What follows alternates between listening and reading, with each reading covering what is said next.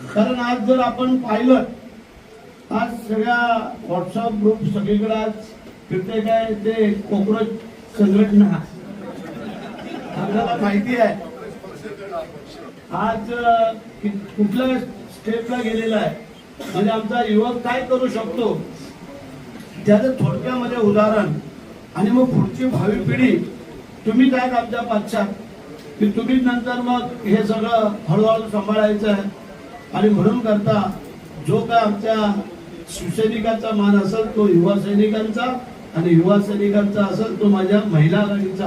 ह्या तिन्ही संघटना ह्या एकाच पक्षाच्या ह्या आपल्या असल्यामुळे कोणाचाही कोणाला कमीपणा होता कामा नये. पहिली माझी विनंती आहे सगळ्या मोठ्या लोकांना, आज ही सगळी समोर जनता आहे म्हणून आपण आहोत, लक्षात ठेवा. शिवाजी महाराज छत्रपती झाले, परंतु शिवाजी महाराज ज्या वेळेला त्यांचा राज्याभिषेक सोहळा संपन्न होत होता त्यावेळेला त्यांनी सांगितलं होतं, पण जी काही संधी आम्हाला दिलेली आहे तुम्ही लोकांनी, त्या संधीचं सोनं करणं माझ्या जनतेसाठी. मग त्यांनी सांगितलं ती वस्तुस्थिती आहे. आमचा काय धंदा व्यवसाय उद्योग काही नाही आहे. मग काय करतोय आम्ही, चमत्कारिक माणूस आहे. हा नक्की नाही ना, हा माझ्याकडे चमत्कार आहे, लक्षात ठेवा. त्याच्यामध्ये एवढंच आहे की तो आमच्या इथे काकेमध्ये असा असतो छातीवर, तो फक्त आणि फक्त तुमच्या गरिबांचा आशीर्वाद त्याच्याबरोबर असतो, आणि त्या गरिबांच्या आशीर्वादावरती आमचं दुकान चालू आहे, बाकी काही नाही. साहेबांचा पूर्ण विश्वास. त्याचं कारण तुम्हाला सांगणं पण आज गरजेचं मला वाटतंय, कारण मी छत्रपती शिवाजी महाराजांच्या पुण्यभूमीतला खवळा आहे. 288 आमदारामध्ये एकमेव मी भाग्यवंत आमदार आहे. त्याचं कारण छत्रपती शिवाजी महाराजांची राजधानीचं ठिकाण माझ्या मतदारसंघात येतं. छत्रपती शिवाजी महाराजांचं समाधीचं ठिकाण पण माझ्या मतदारसंघात येतं. आई जिजाऊ महासाहेबांची समाधीचं ठिकाण माझ्या मतदारसंघात येतं, पायथ्याला पाचाडला.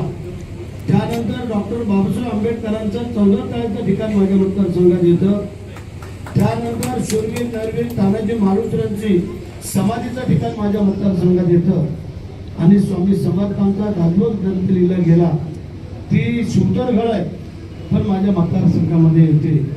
मग सांगा, आज लाखो शिवभक्त भीमभक्त पर्यटक सगळे येऊन जात असतात आमच्या मतदारसंघातून. असं गाव नाही, अशी वाडी नाही, अशी वस्ती नाही की तिथं बरेचसे पोचला आहे. विनंती आहे माझी, मी सांगताना थोडंसं केलं, मला साहेबांनी मंत्री का केलं. ज्या वेळेला पहिला उठाव झाला त्या उठावामध्ये पहिला आम्ही रायगडच्या मावळा साहेबांच्या सोबत होतो. आम्ही विचार नाही केला काय होईल काय नाही, काय त्याचा कसला विचार नाही केला, कारण साहेबांसारखा प्रामाणिक माणूस. मग आधी सांगितलं म्हणून त्याने एकच उदाहरण सांगितलं, श्रीनगरचं तिकडे झालेली आपल्या 26 लोकांची हत्या. पण त्यामध्ये माझ्या आपल्या इथं मुस्लिम एक बांधव मगाशी दिसले, तिथं घोडेवाला होता तुमच्या समाजाचा, त्या घोडेवाल्याची पण त्या बिचाराला जे पावलं नाही आहे त्याची पण हत्या केली. साहेबांनी त्या घोडेवाल्याच्या कुटुंबाला घर बांधून दिलं. आता मागच्या महिन्यामध्ये जाऊन उदय सामंत आणि या सगळ्यांनी ते लोकार्पण करून दिलं त्यांना. साहेबांनी पाहिलं नाही हा मुस्लिम समाजाचा आहे कुठल्या समाजाचा आहे. तो त्यावेळेला एक प्रकारे युद्धामध्ये लढता लढता धारातीर्थी पडला. मग काय एकट्या शिंदे साहेबांनी ठेका घेतला होता, बाकीचे कोण नव्हते, पण त्यांनी माणुसकी दाखवली. पहा तुम्ही